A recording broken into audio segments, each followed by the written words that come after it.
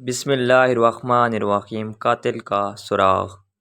بنی اسرائیل میں ایک مالدار شخص تھا۔ اس کے چچا زاد بھائی نے وراثت کی طمع میں اس کو قتل کر کے شہر سے باہر پھینک دیا اور خود صبح کو اس کے خون کا مدعی بن کر واویلا کرنے لگا۔ لوگوں نے حضرت موسیٰ علیہ السلام سے عرض کیا کہ آپ دعا فرمائیں کہ اللہ تعالیٰ اسی بات کو ظاہر فرمائے۔ اس پر خدا کا حکم یہ ہوا کہ ایک گائے ذبح کرو اور اس گائے کا ایک ٹکڑا اس مقتول کو مار دو۔ مقتول زندہ ہو کر خود ہی بتا دے گا کہ اس کا قاتل کون ہے۔ لوگوں نے یہ بات سن کر حیران ہو کے پوچھا کہ کیا یہ مذاق تو نہیں؟ حضرت موسیٰ علیہ السلام نے فرمایا، معاذ اللہ، کیا میں کوئی ایسی فضول بات کروں گا؟ میں بالکل صحیح کہہ رہا ہوں۔ لوگوں نے پوچھا، تو پھر فرمائیے گائے کیسی ہو؟ حضرت موسیٰ علیہ السلام نے فرمایا، خدا فرماتا ہے کہ نہ بہت بوڑھی ہو اور نہ بالکل نو عمر ہو، بلکہ ان دونوں کے بیچ میں ہو۔ لوگوں نے کہا، اللہ سے یہ بھی پوچھیے گا کہ اس کا رنگ کیسا ہو؟ فرمایا، خدا فرماتا ہے کہ پیلی گائے ہو جس کی رنگت ڈبڈباتی اور دیکھنے والوں کو خوش کر دینے والی ہو۔ لوگوں نے پھر کہا کہ گائے کی ہر حیثیت کے متعلق ذرا تفصیل سے پوچھ لیجیے، ایسا نہ ہو کہ ہم سے کوئی غلطی ہو جائے۔ حضرت موسیٰ علیہ السلام نے فرمایا، خدا فرماتا ہے کہ ایسی گائے ہو جس سے کوئی خدمت نہ لی گئی ہو، نہ ہل جوتی گئی ہو اور نہ اس سے کھیتی کو پانی دیا گیا ہو، اور بے عیب ہو جس میں کوئی داغ نہ ہو۔ اب وہ لوگ اس قسم کی گائے کی تلاش کرنے لگے، مگر ایسی گائے کہاں ملنا مشکل تھا۔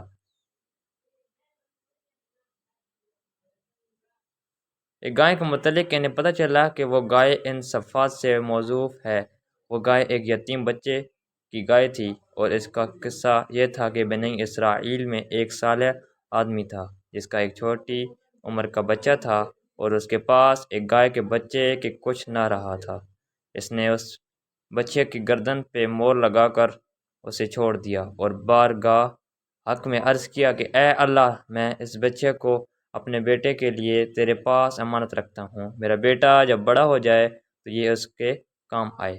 اس مرد صالح کو تو انتقال ہو گیا اور بچہ جنگل میں پرورش پاتی رہی۔ یہ لڑکا جب بڑا ہوا تو باپ کی طرح صالح اور نیک کلام، اپنی ماں کا بڑا فرمانبردار تھا۔ ایک دن اس کی ماں نے کہا، بیٹا، تیرے باپ نے فلاں جنگل میں تیرے لیے ایک بچہ چھوڑ دی ہے، وہ اب جوان ہو گئی ہوگی، اس کو جنگل سے لے آؤ اور اللہ سے دعا کرو کہ وہ تجھے تیری امانت عطا فرما دے۔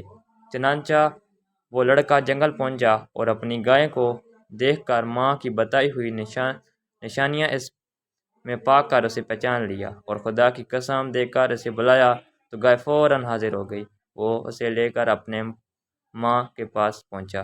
ماں نے حکم دیا کہ جاؤ، اسے بازار میں لے جا کر 3 دینار میں بیچ آؤ، اور شرط یہ کہ جب سودا ہو جائے تو ایک بار پھر مجھ سے پوچھ لیا جائے۔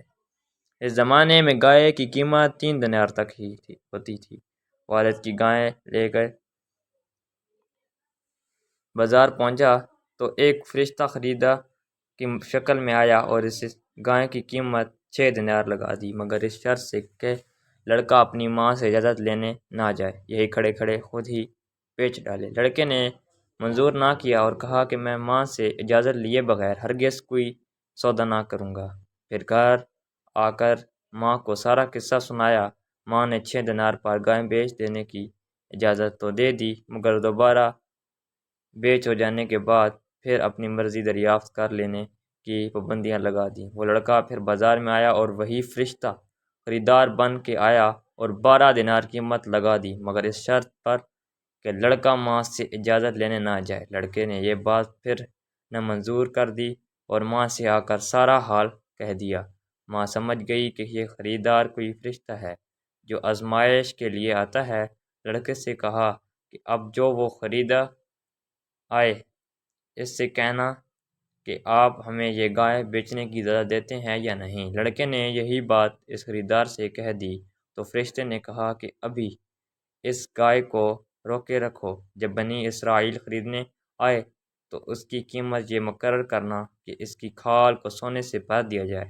لڑکا گائے کو گھر واپس لے آیا۔ یہ گائے ہی ایک ایسی گائے تھی جس میں خدا کی بنائی ہوئی ساری صفات پائی جاتی تھیں